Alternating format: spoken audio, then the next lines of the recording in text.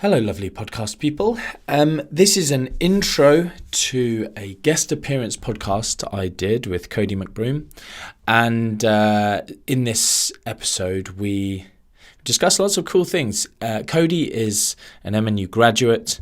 He absolutely loved the course. Now has staff members that he puts through the course. And so it was cool to chat to him to get... I guess I just heard a few insights from him, a few of his feelings that I'd never heard before, which was really, really humbling. And then we went on to discuss other things about, he's got a great business working with loads of individuals across the world and has several coaches and things that we both see. One thing being the plague of business coaches within the industry. So, which was interesting that he asked me that off the... I didn't know that he was going to ask that, but it's been something that I have been talking about recently and especially doing some stuff for MNU students, I guess, in that area. Anyway, we also talked about hormone coaches, essentially people focusing too much on hormones, new personal trainers looking at hormones, which again somewhat ties in with some of my shorter episodes. So if that's something that's of interest to you, you'll like this one. And then just a load of stuff about MNU, which was really nice to discuss. So again, if any of you are interested in MNU, interested in working with an MNU certified nutritionist and why potentially they might be so useful to you, this podcast could be interesting. And obviously, if you're interested in studying MNU, this podcast is probably a good insight. Just doing your due diligence before signing up to a course. I don't want you to take my word for the fact that it's amazing and the best nutrition course in the world. You should do your due diligence and work out if it's the right thing for you. Anyway, I hope you enjoy.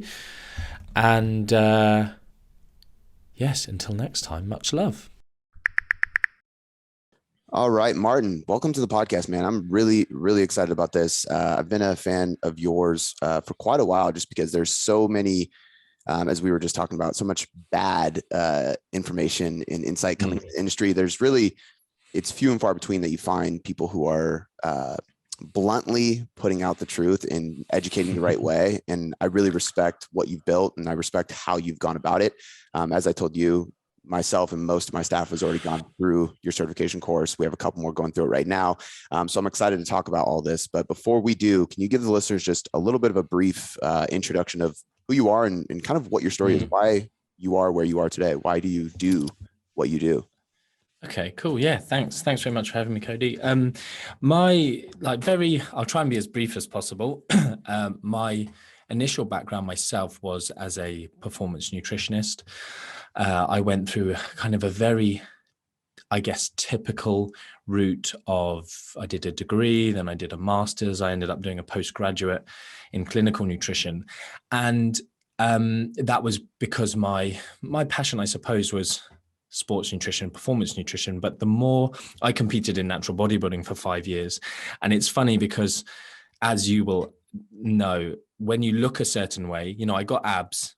People are like, oh, you must know loads. So it's like, I didn't know anything. I just didn't eat for 12 weeks and then slapped on some fake tan, right? Like that's what everyone on Instagram does now. So it kind of, in a way, I was almost going about things in the right way through doing the study, doing the work myself, learning about research and stuff. But really what boosted me the most was the fact I had abs, which is embarrassing to say. But I then started working with Olympic athletes. I was the British weightlifting nutritionist over spanning about 3 Olympic games. And my work was loads of performance nutrition, but because the world of nutrition always comes back to, or it feels like it always comes back to body composition, fat loss, muscle gain, no matter who I ended up working with some big triathletes and then I became like the triathlon nutrition guy, for a period, maybe 10 or so years ago. And all the triathletes, they wanted just to be lighter. Like, how can I get leaner? And I'm like, you're burning this many calories and it's crazy. So that was my background. And like I said, I did the clinical nutrition postgrad because I then ended up working in the Gen Pop world. And obviously you end up working with people who have certain clinical situations. I wanted to be able to support them in a very basic way, not necessarily treating disease. Like I never went and did a dietetics degree to work in hospitals, but that was never what I wanted to do. And then from there, I've always loved social media. I absolutely adore public speaking. And, I was a lecturer for 5 or so years at universities and loved doing that, but I left doing that because of the red tape and the fact that I was failing students and I was getting told off by head of departments for failing students. I'm like, they don't know what they're talking about. Like they have to fail. Oh, well, we've got these targets to meet. And I'm like, no. And as you know, the strapline of Mac Nutrition Uni is integrity, like wisdom, confidence, and integrity. And I'm not going to pass people. I had one girl who retook the year 3 years running, because it wasn't just like I wasn't failing her on purpose. I was just marking what was in front of me. But anyway, so it went on from there to then being a bit more of an industry name mentor. We had these mentorship weekends where some of the big names of today came on my initial mentorship, back in 2012. And then it all kind of progressed. People were like, oh, can you create more stuff? Can you do some Can you do some courses? And then it all kind of kicked off in 2016 or 2015. I basically said, look, I might create this course with my then team. I was employing nutritionists and had Mac Nutrition, which was our nutrition consultancy. By that point, we were doing corporate wellness programs, elite athletes, professional football teams, cricket, everything. But I guess me liking training, I don't know, the whole personalized training industry, I just feel a sense of belonging there, even though I've never worked as a on the floor personal trainer. And yeah, we created this course in 2016 and it just went massive overnight. And people would sort of say, oh, bit of an overnight success. But I'm like, yeah, well, I had been, doing a lot of stuff before then. I had created this, like, I suppose, loyal or just a reputation for having integrity, for being unwaveringly evidence-based, for wanting to put out the truth. Like you said, there's so much misinformation. And then, so, you have all of the academic stuff behind you, you have all of the reputation behind you, and you launch something that it was good, it was really, really good. And it just, fortunately, I think the first year we launched, it was maybe 30 countries. I don't know how many it is now, 65 or 80 or something, different countries, but yeah, it's that's kind of a rough overview of start to finish, missing out a lot in between, I suppose. We'll get into this later in the podcast, but I'm glad that you said the overnight success thing, because I've talked to people about that a lot as well. And the first year of my business, maybe two, it grew so quickly that I couldn't handle it. It was actually really overwhelming, and it was at the same time I was having my daughter, and so it kind of took me away from being a dad to an infant and trying to scramble to hire people and stuff like that. And people have asked me that question. I was like, well, I was a trainer 6 to 7 days a week for 7 years straight, nonstop. Like, it's the only thing I've ever done. So there wasn't really any overnight success. So I'm glad you pointed out, because I think there's always this big lead up before. Now, one of my first questions with MNU was kind of why you started it, and you kind of just explained that. So I guess, was there ever a point that it progressed faster because of the misinformation? I guess I'm wondering, like, if that had any influence, because when I came across MNU, massively. I was so excited, because it's a really long course. The way you guys have everything lined out throughout the course is really easy to digest. The modules are broken up in a very, very very smart way, and that you guys cover so many aspects that other nutrition courses don't cover. And it made me immediately go, why are there any like courses that are a month long, or like self-study that you can knock out in a weekend? It's just insane that that's even legal, to be honest with you. But did that kind of fuel MNU? Yeah. Well, I really appreciate you kind of saying that out loud. There's certain things I would like to shout about in terms of people would not believe the amount of thought. Like I'm academically trained as a higher education lecturer. Like I did that. I did night classes for 3 years. I differentiated learning, all this stuff. And like people just think you just throw some information down. Like the way MNU is built, people just wouldn't even realize. So it's really cool that somehow that meant something to you. It's done in a fashion where you build week on week, module to module. So and it's worked. Every single intake, like thousands of students, people are like, man, when I hit the beginning of module 1, it started to take place. Then when I hit module 4, everything from module 2, 2, like 1 is a good introduction, but then like 2 and 3, it just all advances. I want to say perfectly. Like I'm not saying it's perfect, but it's as close to perfect as exists in the world, I think, genuinely, in a nutrition course. So the reason it came about was, as you said, misinformation. Like the courses that are out there and we're out there, it's funny you say as well in terms of the ordering. Some, I don't like to call them competitors because I don't sort of feel really like we have competitors anymore, but the people that we've replaced, their courses are like module 1 or like lecture 1, alcohol. Like what? Like lecture 2, RNIs, lecture 3, the eat well plate, lecture 4, fat loss. And it's like, what is this course? Like it's mental. And the course I'm describing there is actually a year-long course. Their whole course pretty much now mimics MNU. They just don't do it very well. But then you've got courses around the world, which, I've got nothing against some of these other courses. I think they're great starting places. They're quite cheap. And they help personal trainers maybe become slightly better informed on nutrition. Like we all know that if you just do your personal trainer certification, the kind of nutrition you get there is dodgy most, 90% of the time. So those courses do progress you along, but again, you're kind of left with maybe one method of being able to coach people, but you're also left with a certain amount of misinformation as well, like, which disappoints me because these courses are written by good people. And unfortunately, they've just kind of allowed these little elements of, somatotypes. If you're an endomorph, you need this many carbs. And, if you pinch this skin fold on someone, then it probably means you might be a bit, whatever, low testosterone or lacking growth hormone, like just crazy stuff. And then the rest of their course or textbook is mostly evidence-based. So I feel genuinely lucky and blessed. I saw a thing about Elon Musk saying, I was working 50 or 70 hours, 7 days a week, 18 hours a day for 10 years, and people still call me lucky.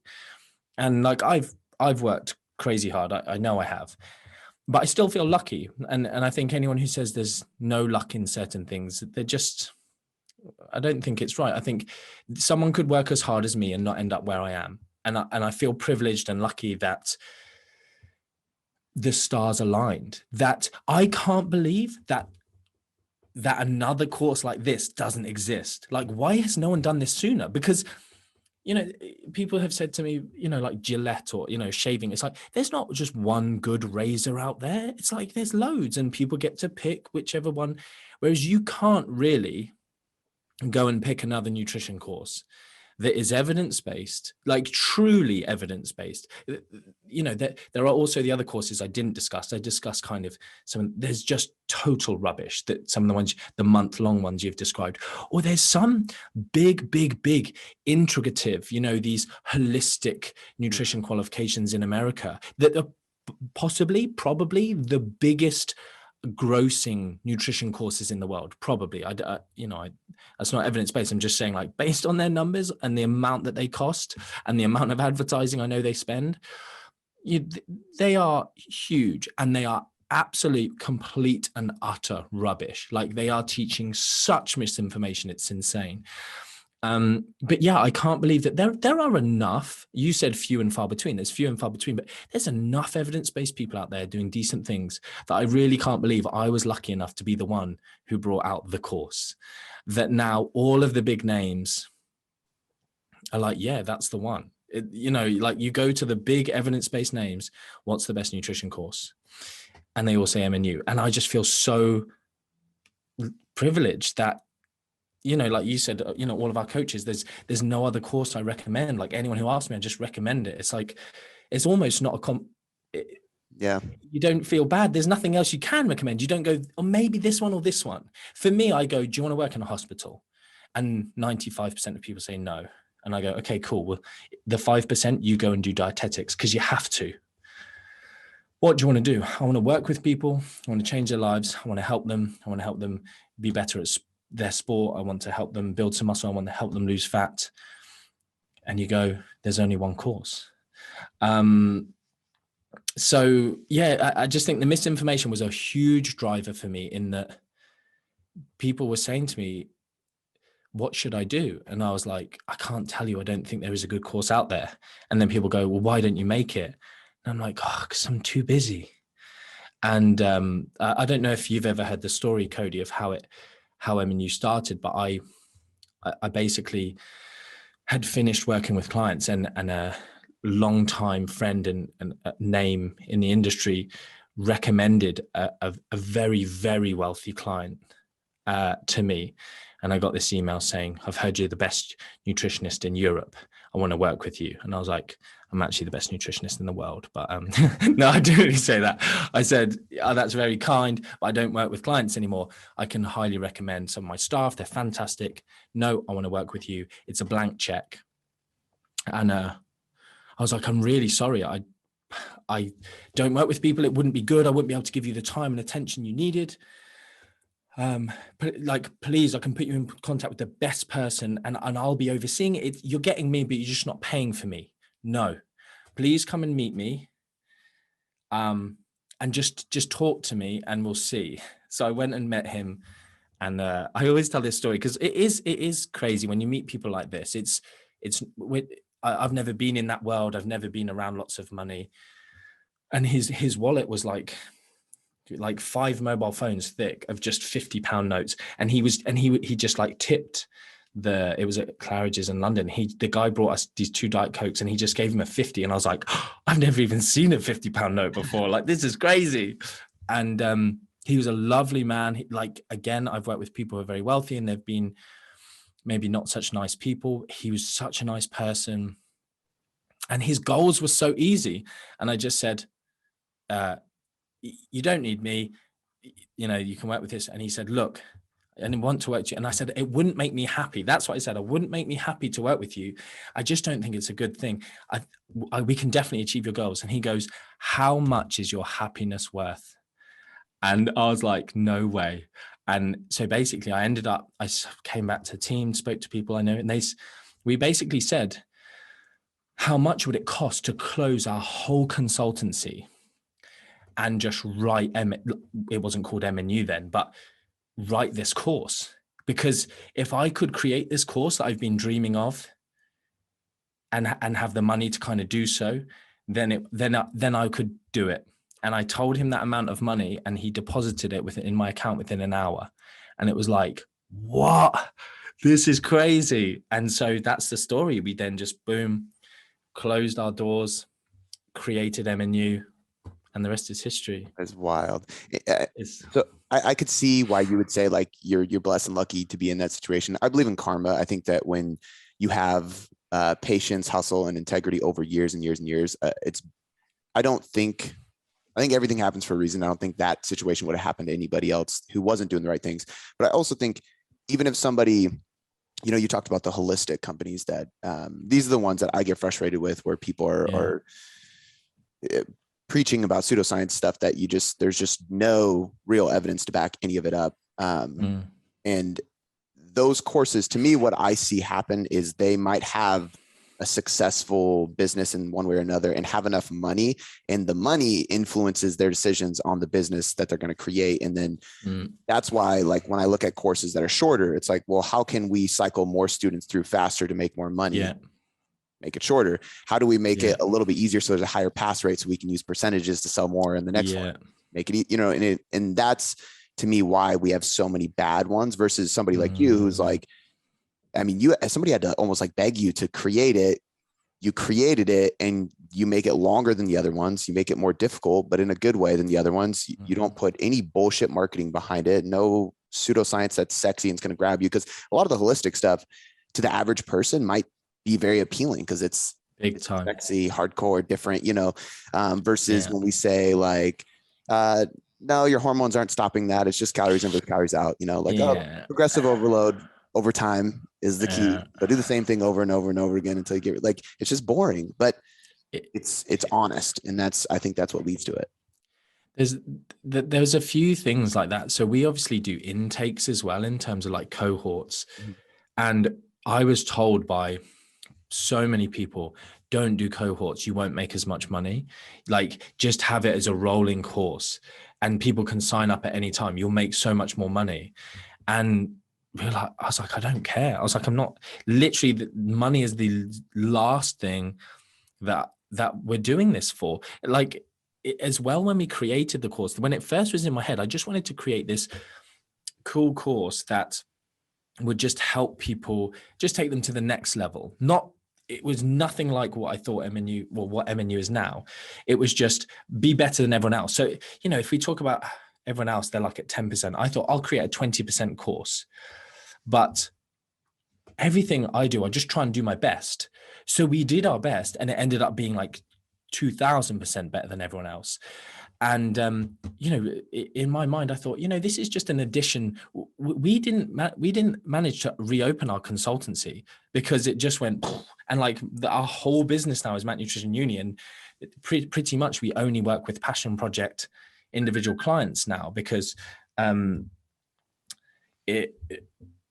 MNU just became this beast that I still haven't really tamed. Like, it's just, more and more countries, more people want, we have this bespoke insurance policy, as you know, for different countries. And the more countries that come, we have to then go and do, like, I do so much legal stuff now, like terms, conditions, legal insurance.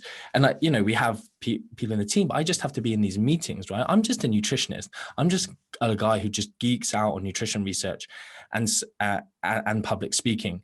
And then I'm like, proofreading this stuff and signing stuff off. And even worse, like, one of the things that sets MNU apart is we actually regulate our graduates.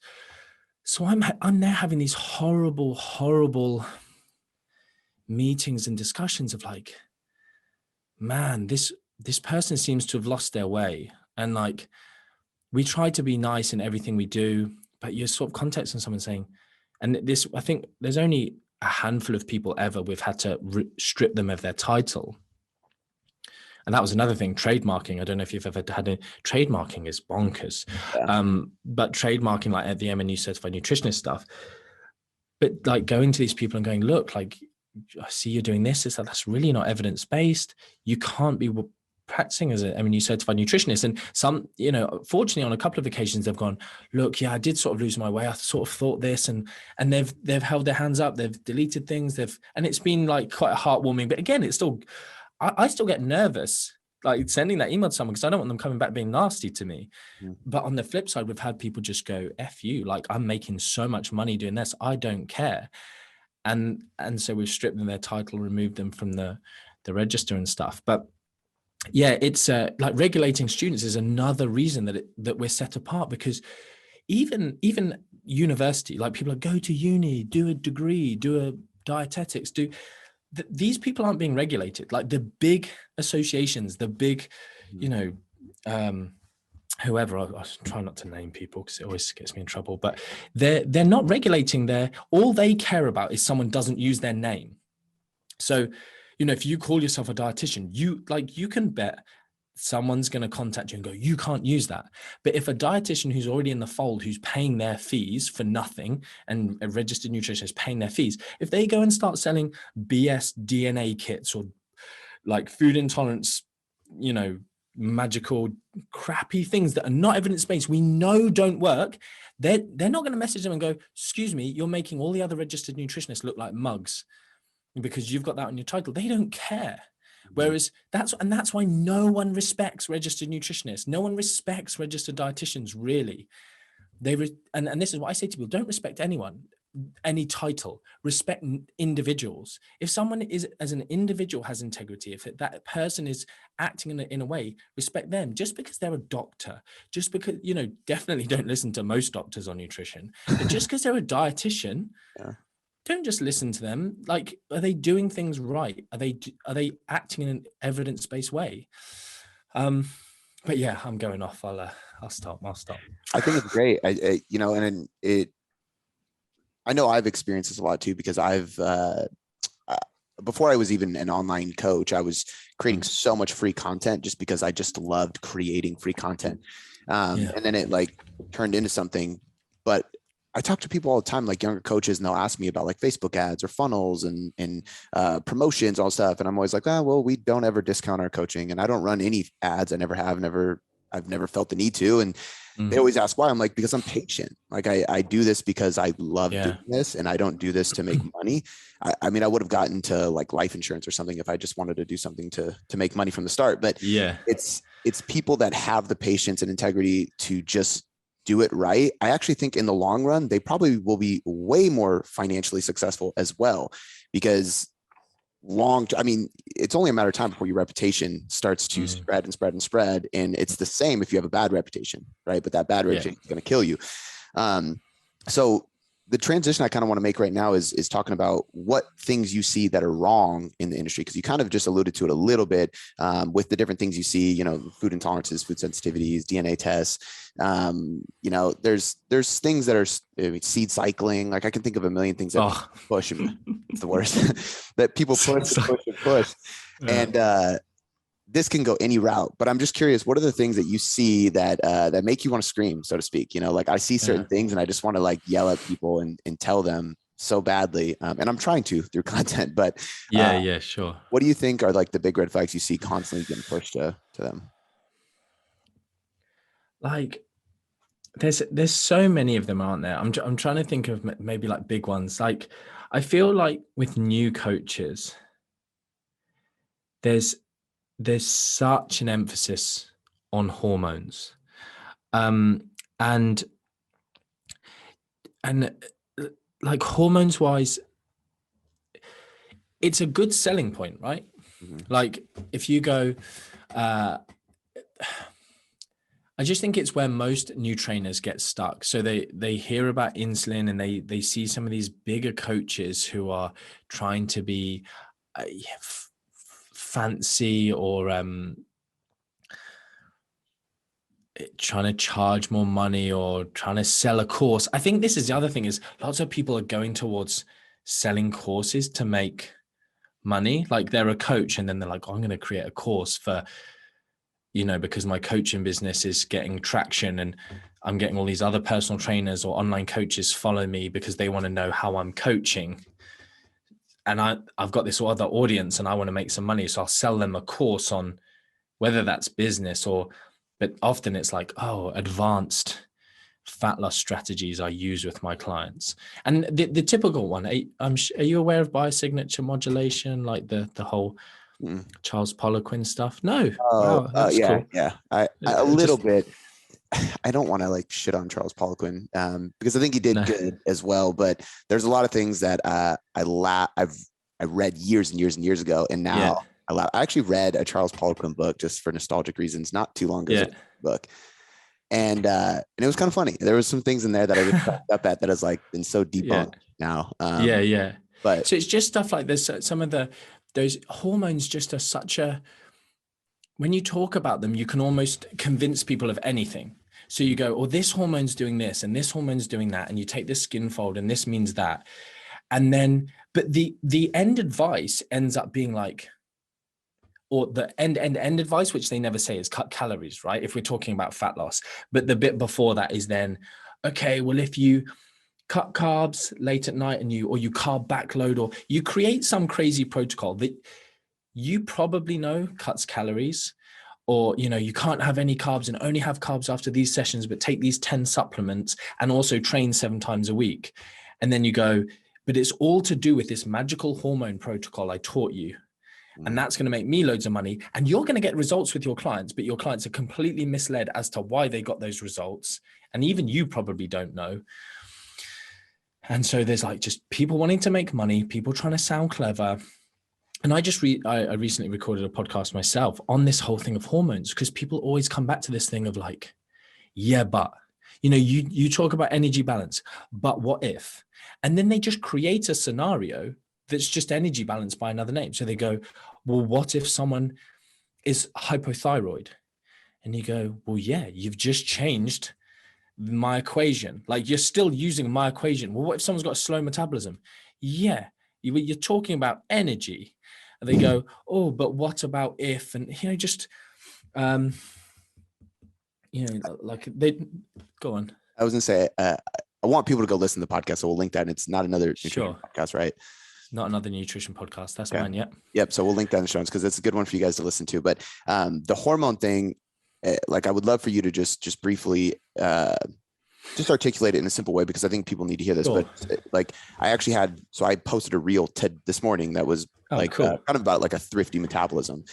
And it was like, people get frustrated. You drop 100 calories and expect to lose weight. Well, your metabolism is compensating and then nothing happens. You're spinning wheels. Like just cut a little bit more or increase your NEAT when you do that. So the compensatory mechanism isn't as extensive. And one of the first comments was like, well, what if you have a hormone issue? And I was like, okay, we'll chop another little bit of calories, because most likely, for example, if you have hypothyroidism, you probably have a slightly different equation, because you got to cut a little bit more calories, unfortunately. And I see this with reverse dieting and things like that as well. And people will talk about like even fats, for example, or seed cycling, like we said, or these protocols. Or I had one client that came to me, and I'm not exaggerating, it was at least 17 different supplements that she was taking from her previous coach. Wow. My first question was like, oh, who makes the supplement? And she's like, well, he's a partner in that company as well. And I was like, oh, that's weird. But it kind of boils down to, and I try to tell people, is like, don't overcomplicate like recovering your hormones. Eat more, sleep more, train less. It's the same almost for any hormone, right? So, but the relationship between energy balance and hormones, like there's a relationship there, but it's not like one over the other. It's just that one influences the other and back and forth, right? Yeah, that's it. And this is exactly it. So I'll use an analogy because that sometimes helps people, right? Like, but if you're talking about like boiling water, like that's an energy situation as well. You like add energy to the water and it gets hotter. Like hopefully most people sort of get that basic concept. So one thing people goes, oh, counting calories, everyone's going to get obsessed. Like you don't count the amount of energy, and I'm not a physicist or anything, so there's certain terminology I'll use wrong here, but you don't count the amount of energy that you're putting with the heat into the water to make it boil. You just keep applying heat until it boils, but that happens at that point. And then, apparently, I'm not an expert, but apparently altitude affects how much energy you need to apply to water to make it boil. But it's still the same process. You're still applying pressure from one thing. So in our situation, it's applying pressure through reducing calories or increasing expenditure of calories. But it's a dynamic system. The human body is a dynamic system. So when we are dieting, yes, adaptations occur in the body. We understand that. We're not saying it's this fixed system, this, a seesaw, and it just moves. Like it is a dynamic system. Again, people will go, oh, but what about if? And then they apply a different thing. Like you said about sleep. What about if there's a hormone issue? Okay, tell me which hormone issue you think you're talking about. And then they're like, well, what about if their cortisol's out of whack? Okay, talk to me. What do you understand cortisol to do? Like what's your understanding? Well, cortisol will stop them losing fat. Will it? Like, are you even measuring cortisol in your client or in yourself? Well, no, but so-and-so said, okay, cool. So you don't even measure it. So this is an utterly ridiculous conversation we're having. But what do you believe? Do you know what the role of cortisol is? Well, I heard that because it's stress, isn't it? It stops you losing fat. No, cortisol helps with the mobilization of fatty acids, and then you can oxidize them. What do you think cortisols do? Oh, well, I didn't, but so-and-so said cortisol gives me tummy fat. Like, yeah, no, it doesn't. Like, so you have this scenario of just people making stuff up, but we do understand that all the different areas in terms of, when you eat, for instance, whole grains, that's the other one about quality and quantity of foods. Well, if you're going to mess up your hormones eating just junk food all day long. Someone said to me, what if you just eat, what did they say? Something like junk food and give themselves hypothyroidism. I'm like, it doesn't quite work. Like, if you're going to give me a scenario, someone's completely deficient in all iodine, so that they, over the long term, end up not being able to produce thyroid hormones. It's like, you're creating this fantastical, weird scenario. Like, none of us are telling people just to eat whatever the hell they like. We're mostly telling them to eat normal foods. Like, there are the bodybuilders out there who like Pop-Tarts and whey protein. Look, I'm a flexible dieter. Look at my abs. But that's not what we're saying here. So yes, dieting will impact hormones, but then you get like the keto crowd going, oh, well, if you just cut calories, you're going to mess up your hormones and your metabolism slows down. Do keto. And it's like, the same thing happens, pal. You do keto, you don't count calories, you count carbs. If you are in a calorie deficit and you lose weight, your metabolism will slow down.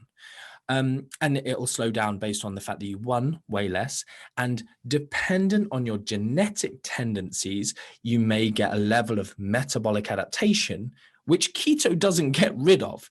Like, there's no known protocol. I mean, you'll be aware that people are trying to do kind of these intermittent type energy restriction protocols where, for instance, you diet for 3 weeks and maintain for one, and die, to see if we can somehow undo some of that metabolic slowdown.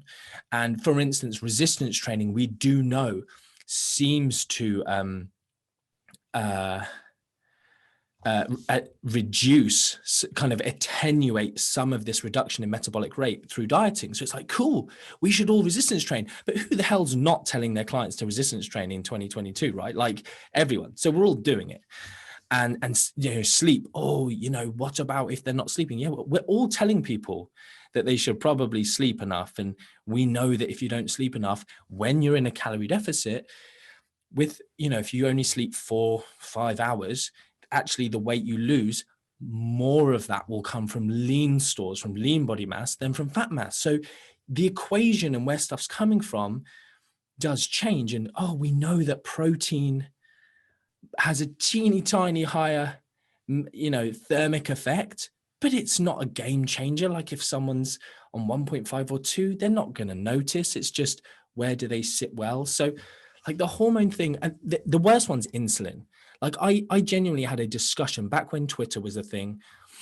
I used to tweet a lot, and I genuinely had a guy who had a PhD in biochemistry trying to convince me that if someone ate 500 calories a day and they were all from sugar, that the insulin spikes from that sugar would stop someone losing body fat. A PhD, this guy must be insane in biochemistry. He must be super clever.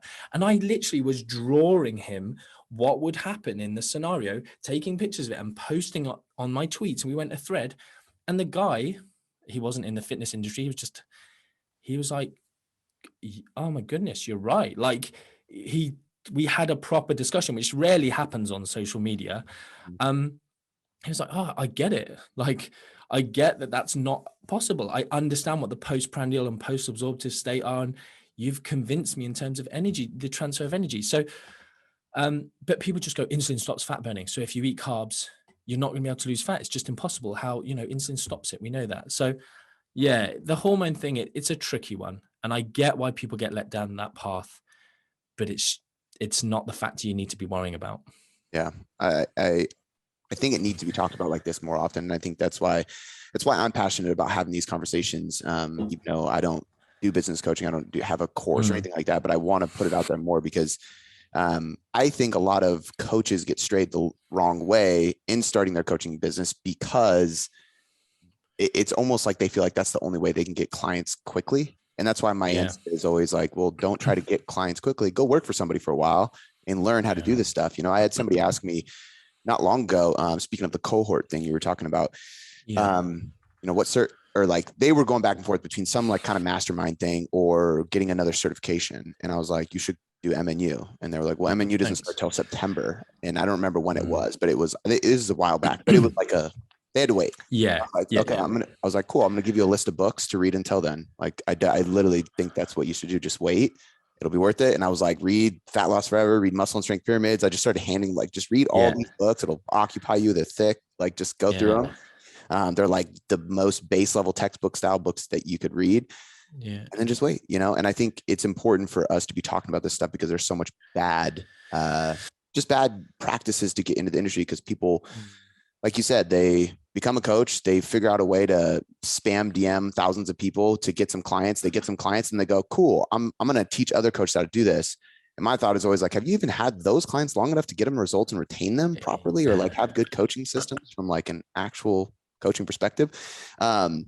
But that was one of the things I wanted to just get your thoughts on in general, is like this whole, like, it seems like just a crazy influx of business coaches now. And it kind of drives me crazy. I've even done some consulting for people wanting to start businesses, but I've never called myself that. I've just said like, oh, I'm a mentor. Like, I'll help you with many things, but I'm not a business coach, and you have to be patient because it's not anything that's going to be some quick fix funnel to generate thousands of leads, It's something that probably in the last, I guess, 6 months, I've started talking about more and more. Like, you'll know through MNU, through the whole course, naturally, almost not on purpose until we get later on into how to run a corporate wellness program, how to do online coaching, like, which comes way later in the course. But all through the course, you'll hear me and other lecturers talking about just certain situations in terms of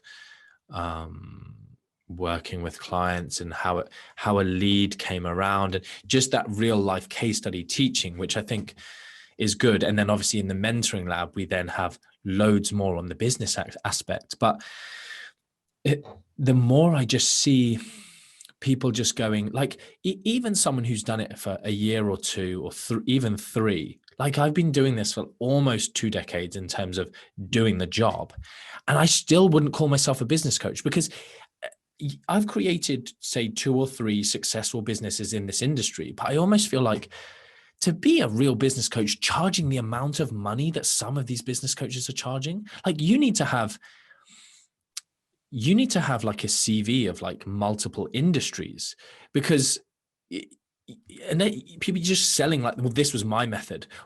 Like, for instance, there's a big personal trainer in the UK who's been around in the industry for years and years, made loads and loads of money, and then is basically basically the way they got big and famous was just telling lies, just doing the thing. How do you get famous on social media? Just say controversial stuff.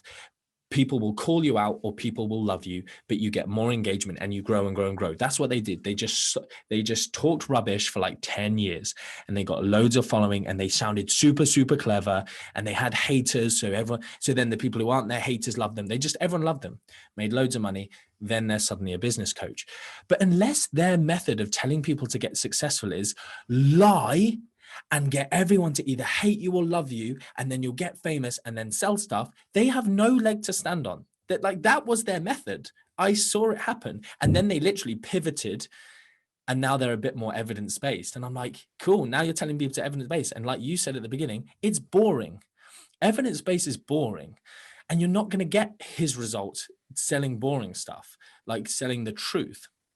So there's all these people just like, oh, a couple of years, they've maybe made a decent living for a year, and they can show their Stripe account. Look at me, I made whatever. I hit the elusive 6 figures.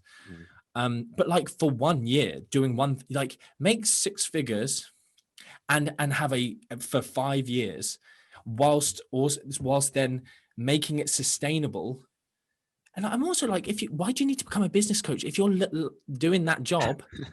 Why do you need to become a business coach? But half these people, they just can't make enough money being a coach. So they go, oh, I'm going to prey on desperate new trainers, telling them how to earn 20K.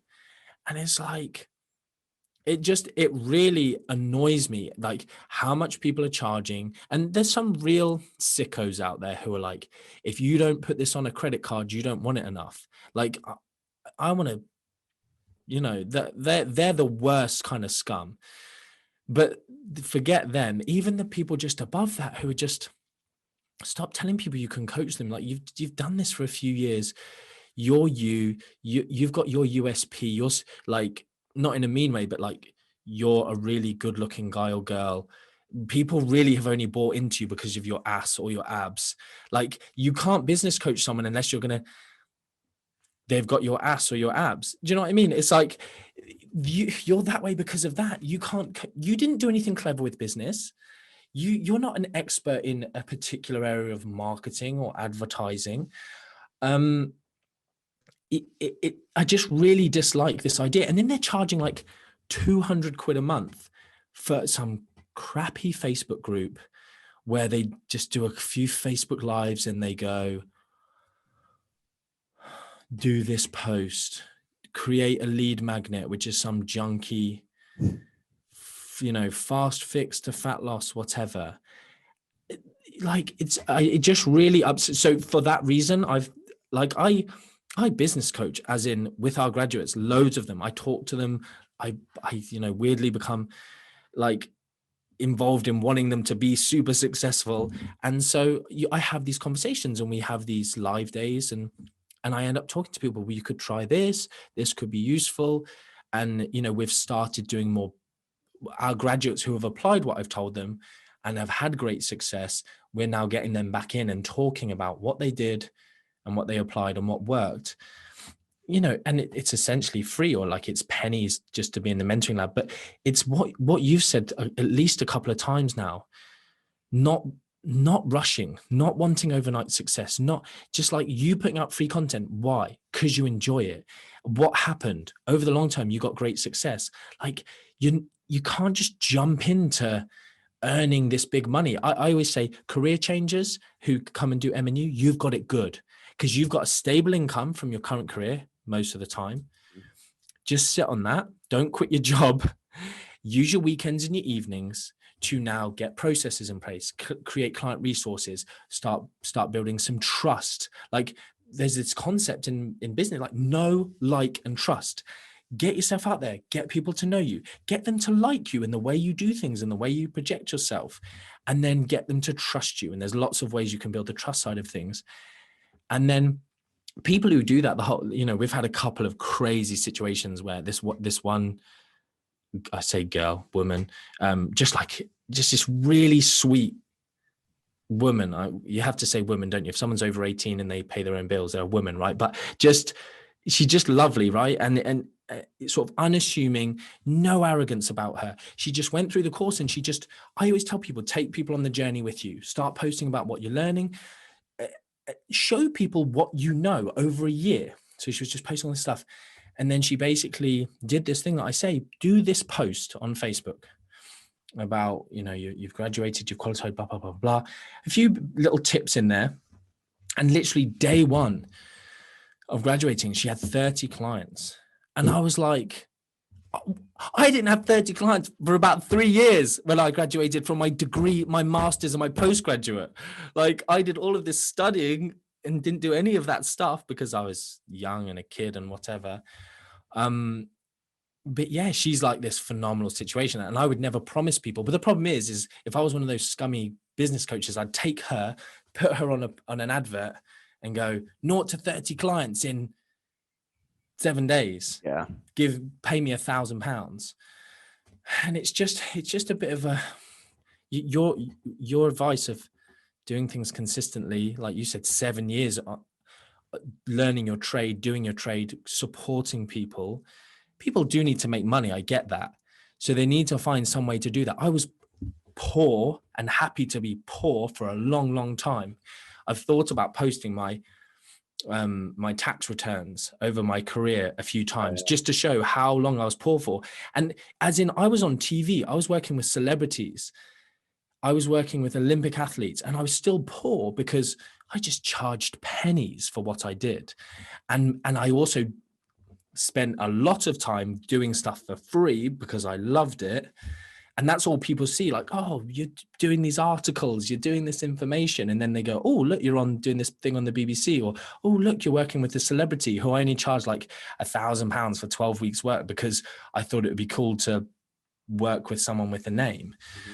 And you do that. But then obviously over time, you've built this know, like, trust, this respect. I've been beating the same drum, evidence-based, with integrity, want to do the right thing by people.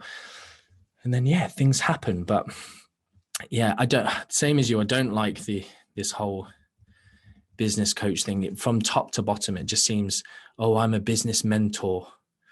And it's like you said, have you even had time? Show me client results, show me tax returns, show me, there's a guy called Pat Flynn. Have you ever heard of him? He's not in our industry. He's passive income. Mm-hmm. And I followed him since probably 2005. And he publishes all of his tax returns. He's even got on the top of his website, like, how much money he's made that month. He's so transparent. And I was like, you know how people don't talk about money? Yeah. He's just like, no arrogance. I make boatloads of money. It's all up here. And but he teaches you everything he does. And so you trust him. And then he did this thing where he goes, I'm going to take 5 of my followers and we're just going to create a product based on all of my principles. And we're just going to go into business together and we're going to do these things. And he just did this. And then it's a new company making hundreds and hundreds of thousands of dollars. And it's like, find people like that who are just transparent through and through, who, aren't just taking money for you to just go and do all the work yourself. They're like really tried and tested, honest, transparent people. So good. I love it, man. It's, like I said, I've done a little bit of consulting and I don't charge, I mean, compared to some people, I don't charge much, but I charge way more than a normal nutrition client because I'm on the phone with them every week. Texting them, I'm actually helping. But I don't scale it because it would have to be my whole thing. And I don't talk about it publicly. It's like a private DM basis, someone that reached out to me and I'm like, you're very aligned with me and there's no like other advice I'd give you right now for free. So let's jump on a call.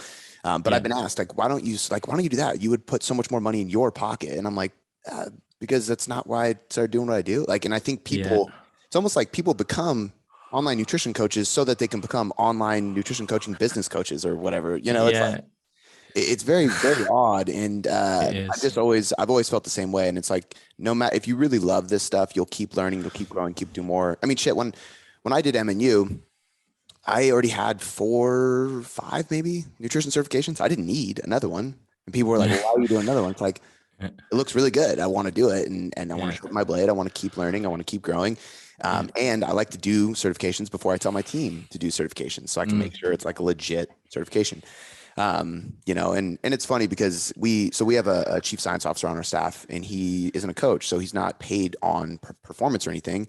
It's just like the more clients we get, the more you're educating our coaches, the more like we owe you to keep going, and there's been a handful of topics that you talked about that we've covered, and cortisol was one of them, for example. And a research review on it and then did a podcast, and it was the same thing. It's like, actually, worst case scenario, it's going to make you a little bit more hungry and crave food, and your adherence is going to suck, but you're not going to store tummy fat around your life. It's not like this thing, but we're running out of time soon, man. So I have like just a couple quick questions about MNU specifically, and then we can kind of give the people some insight on how they can get enrolled and all that kind of stuff. But I mean, the main question really is just like, what do you feel like are the big things that actually separate you from the other certifications? Like we've talked about a lot, so I think it's pretty clear. And I want people to hear the conversation we have, because obviously you're going to be biased. It's your company, it's your baby, but we've never met. We've never spoken one-on-one outside of through the course. Right. And so I'm here preaching about it, and people listening will know this is authentic because I've said MNU so many times. That's cool. And so I just want to kind of get an idea of what you think are like the big things. Like if you're in an elevator with somebody and they're like, all right, well, why should I do this instead of, and I won't drop names, but sure. What would you say? Yeah. I should have like, do you know there's this thing in I guess it's the business world or the networking world. It's like the 1 minute elevator pitch. I haven't got one. I'm not a 1 minute guy. Well, so I think for me, the biggest thing, and this is the first thing that came into my head, is the student support. And I'll explain what I mean by that. In that you can do any other certification and that you've got two things here. You've got certifications and you've got, say, degrees. And like, I've done the academic stuff, and I have employed multiple degree qualified nutritionists, master's qualified, PhD qualified, dietitians, like all of them. And then you've got the certification side of things. You can, most, if not all certifications, you can pick up their textbook, you can read it, and you can take the online multiple choice exam that weekend, and you've got the certification.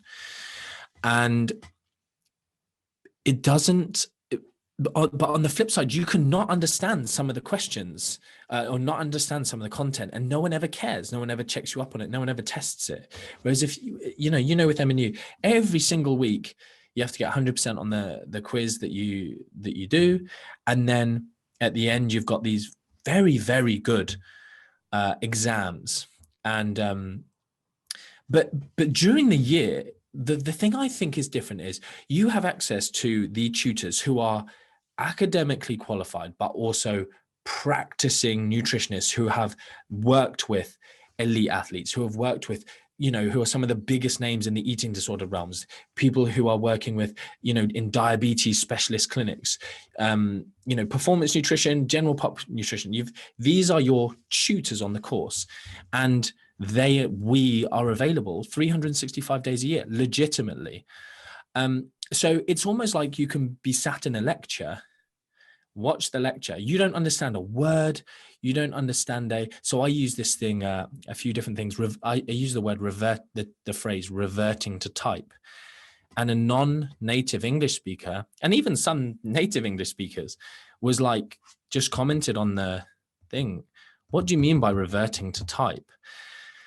It doesn't translate. And I was like, oh, I'm really sorry. I sort of didn't realize that wouldn't be. So reverting to type is like, in a consultation, you might just forget really that you're a practitioner, and you're just kind of chatting. You're reverting to how you might talk typically, and you don't necessarily say the things that are right by the client. You become a bit too relaxed in your speaking, a bit like arousal theory as well, if you revert to type when you become over aroused. So 365 days a year, people can check that. They can check their understanding. Did I understand this part of that lecture correctly?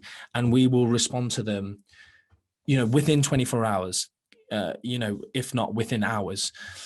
And you don't get that on any other course. Like if you sit in a lecture theatre paying $30,000, like we had a residential recently, and one of the students came up to me and said, I'm just finishing up my bachelor's, and I can honestly say the $50,000 that my dad has paid has been a complete waste of money. And I was like, please don't tell your dad that. Like, just don't tell him. Like, I know it's probably true, but don't tell him. He'll be so hurt.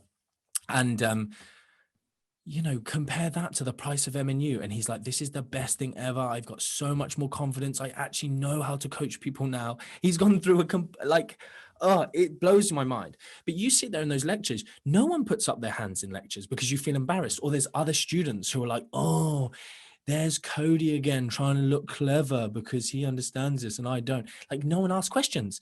And then at the end of the lecture, you go to the front to ask the lecturer a question. You've got 5 minutes till the next lecture starts. So he or she's going to give you a rushed answer. You might have a nice lecturer who stands with you outside the lecture theatre, but there might be two other, it doesn't work. But we're there all the time, helping, checking people's learning, making sure they understand. And this one should go without saying, but it doesn't. We are through and through evidence-based. Like, I am constantly getting messages. I'm doing a degree at this university. I'm doing dietetics and they're telling us this. All the certifications, like, I don't know one out there that doesn't have some BS in it. And it should go without saying that, like, all of them are evidence-based. You go to university, but it's not true. It's not, we're out there to be criticized publicly. People, since I've become a name, since we've become so big, people love to attack me. Like, I can't remember who said it. I think it was like Conor McGregor. He's like, once you're at the top, you're there to be shot at. And it's like, I have felt that for the last 6 years. Like, the difference between the way I was treated, or, everyone wanted me to win in 2015. It was like, yeah, let's take down the big names, like, ooh, Martin McDonald, share all of his stuff. And then you become, and they're like, oh, he's forgotten who he was. He's no longer Jenny from the block. It's like, I'm still the same guy. It's just like, just because whatever has happened, but suddenly people want to take pot shots and whatever. So we are evidence-based through and through, and that's what you get. We also just don't teach any of the bunk. I suppose that's one of the closing things I'll say as well. We just don't. Lots of courses will teach you like pathways, like Krebs cycles, or they'll teach you about, mTOR, or they'll teach you about things that are just unnecessary information for you to get results with a client. Like what is MNU for? It's so that you can help people. So you don't need to know how XYZ pathway works. The problem with lots of degrees and masters, or even some of these diplomas out there, is they're kind of preparing you to go on to maybe do a PhD, or you need a certain level of research skills. Like we teach research methods, as you know, but just enough so that you can understand, so you can keep learning, because that's what I want for people. MNU isn't the end of the line. It's the last certification I think you need to do, the last qualification, but it's not the end of your learning. And that's why we update lectures. I don't know if you saw, but we recently sent out a thing with some of the updated lectures. Because there was a few new cool studies that should be in there. There was a few things that I think could have been said better in the times that we're in, with non-diet culture becoming a lot of a bigger thing. And almost if you try to intentionally lose weight, you're a bad person, all diets fail. And, I needed to give our students and, graduates the ability to explain to clients the nuances of that discussion. And so we did it and we gave it out. Like I could go on in terms of what it does, but does that explain enough, do you think, of how it's different? I mean, I'd be interested to know maybe one thing that you think is different, because you've done so many. Yeah. It's funny because like both of those topics I've recently posted about. Like I posted one about body positivity and weight loss don't need to be mutually exclusive. Like cool. I was after high school, I gained weight and got in training, lost 40, 50 pounds, and became a much happier and more positive person because I lost weight. And I'm going to live longer too. Like there's, it's not, and then same thing with evidence-based. And I think that's the thing that stands out the most to me too, is like, so we run it, you mentioned doctors. You run into this problem with doctors as well, who go to school and they've been practicing for 10 years and they haven't opened a book since, they haven't looked at a study since, they haven't done any type of continuing education since, because they already have their degrees. Now, not all doctors are that way. However, I've personally had arguments with doctors because they told me something that I knew 100% for certain that a research study proved against. Or they've given me advice about, I had one lady give me advice about creatine one time, and how like, it was like so ridiculous. Yeah. Like, so basic. Yeah. Like, but I think that's one of the biggest things about why your course is so great, is because you do have cohorts. You don't rush to get people in. You do take your time. You have to do that if you're going to stay evidence-based, because it keeps updating. So you can't create a course, make it evergreen, lower the price, and just have people sign up whenever they want. Do it as a self-study, because, you do that this year. Cool. Next year, there's going to be things that need to be updated because more research is going to come out, or a meta-analysis is going to come out. It's going to teach us more about a topic, or more bullshit's going to come out that you're going to have to debunk. And so that's, to me, and that goes back to integrity, I think, but that's probably the thing that stands out the most to me, is like, I hate just saying it's truly evidence-based, because now evidence-based is a buzzword as well. And true. And that's where our company name Tailored Coaching Method came from, because my company was named after me. And as the team grew, I was like, I need to change this because I'm doing less coaching and I want it to be about what we do. And it was after my nickname, which has always been Cody Boom Boom McBroom. So like everything was Boom Boom Performance, because that's what my blog was. But then you got to a point and I was like, people are asking questions like, what is this Boom Boom Performance? It's kind of weird.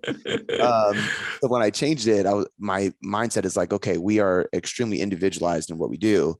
But now that's a buzzword, and everybody says they're an individualized coach, So I went with tailored. But I think that's the problem with evidence-based now, and there's also a difference between science-based and evidence-based, because to me, somebody who's very in the science and the trenches of research but has never coached people in real life, they don't know what it is to be evidence-based, because like you mentioned like cyclical dieting or intermittent caloric restriction, right? And I think the studies have taught us a lot, especially in the fact that it's not some like hormonal magic trick, but there's also certain scenarios in real life that can't be explained in those research studies, because they're also not going to find a large group of moms who have 3 kids, work a job, do CrossFit, are highly stressed and trying to lose weight to be a part of that study. They're going to be like, no, I got shit to do. They're going to find college people who are less stressed and stuff. So I think, but again, being evidence-based is understanding like, okay, like I'm not going to shoot the researcher for this, because I have friends that are researchers and it's extremely difficult to put on studies, but I'm going to know what I can take from it. And I'm going to use my experience to kind of combine the two, you know? And I think that's the beauty of MNU, is that you and your entire staff is that way, entrenched in the research, but also loads of experience that makes it practical. You made me think of 2 things there. One thing that is a occasional criticism of MNU by people who don't understand it is they don't understand what evidence-based is. And we obviously have this definition at the beginning of MNU in terms of talking about the combination of research, but also tying that in with practitioner expertise and where those things meet, because research cannot tell us everything. It is not science-based. It's not, I have a study that shows me this. It's understanding principles and understanding humans a lot. You know, I suppose that's another thing that we do relatively well, is the human psychology, the behavior change type aspects within MNU. And so, evidence-based is not this thing of like, no, I've got a study that says this. Like I hate that. I hate people who are just like, if a study doesn't show it, then it can't be true.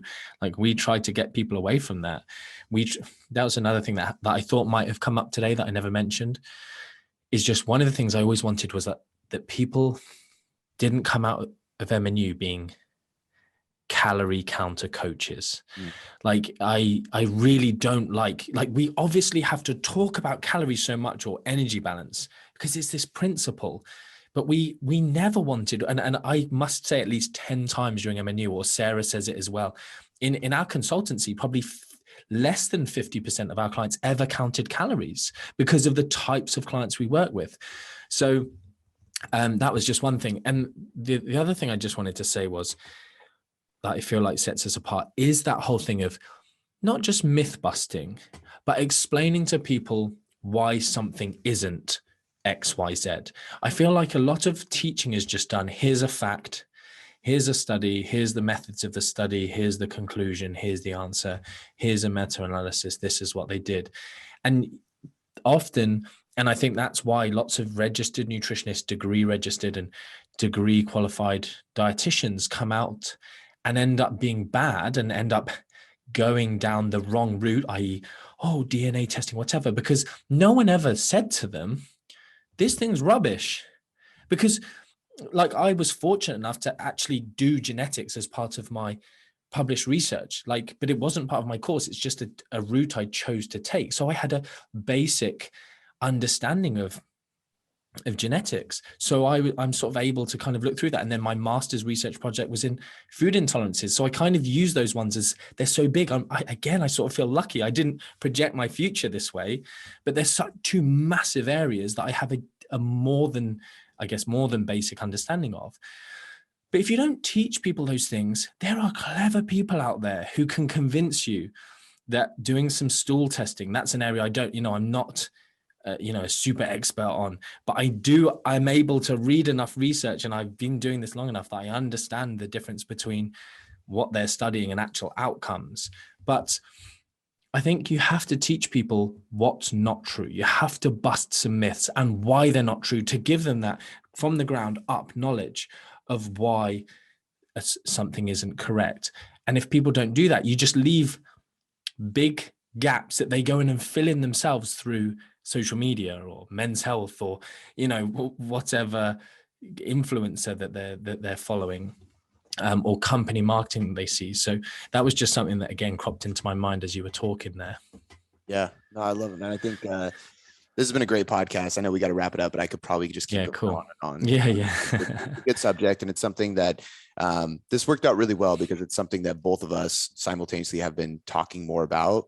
Ironically enough, we didn't realize, but So it's good to come together and actually talk about this. So before we wrap up, can you let everybody know, obviously, where to find your content? So your Instagram, podcast, all that, but then also when the next cohorts are, how people can sign up for MNU, how to get involved, where to go find information on it, just kind of everything that you can throw. I suppose key thing is that I did for today was, so mac-nutritionuni.com is where everyone can go. It's the new website. We've got a new prospectus coming out actually, which will be really cool. Again, it's our first ever prospectus. Now, 6 years in, we're able to really show, okay, what's the career progression? What's the path for this? What, we've explained to people what prerequisites they need to do the course, all that kind of jazz. So that will be there. But the next enrollments are 13th of July. So I suppose, a few weeks after this podcast is released. And just for your listeners, we've done a code, which is Tailored Life 90. And basically that'll just get them 90% off the enrollment fee, just as a bit of like a nice qualification of if they're one of your listeners, kind of feel like, you know what, they've probably learned some good things from you over time, so they can have a bit of a discount off that knowledge they've already got, not making people pay twice. But so they can use that. And then me, Martin Nutrition, is my handle on Instagram. That's where I spend most of my time. But same on Facebook, and I will do Twitter again one day, now that probably it's going to go big if Elon buys it, I guess. Funny one there, isn't it? Yeah. And then, my podcast, Not Another Nutrition Podcast, as you mentioned, kind of for a bit more bite-sized information if people want that. But those are the best places. And if Mac Nutrition Uni, if they contact us with any questions, like my team are genuinely amazing in terms of the sorts of customer relations they'll answer all your questions.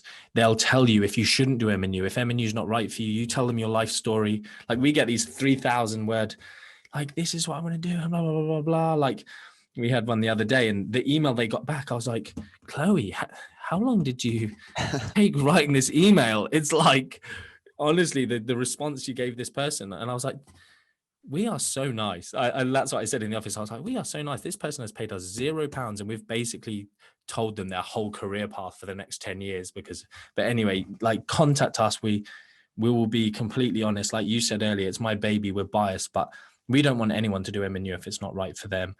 I send about 12 emails before the course telling people why they shouldn't do it.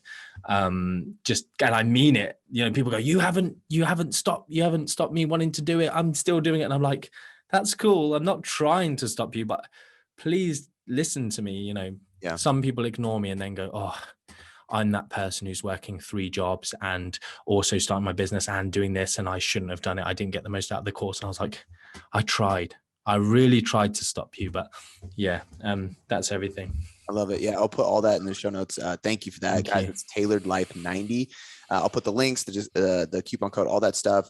You guys have heard me say it. I cannot recommend it enough. It is the most in-depth course. It's also spread out over a period of time and taught in a way that is easily digestible. Like, it actually is not overwhelming whatsoever. It's really easy to take it in and actually work through it at the right pace. And your guys' portal is so much. I mean, this is where I get like very, I'm a blogger user experience is everything to me. And we have an app as well. So same thing, like that's the thing I'm constantly like focused on.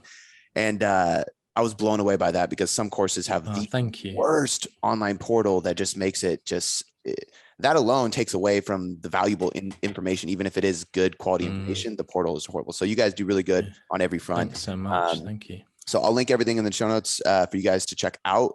And Martin, dude, thank you for spending your time with me. This has been great. Yeah, thank you very much for having me.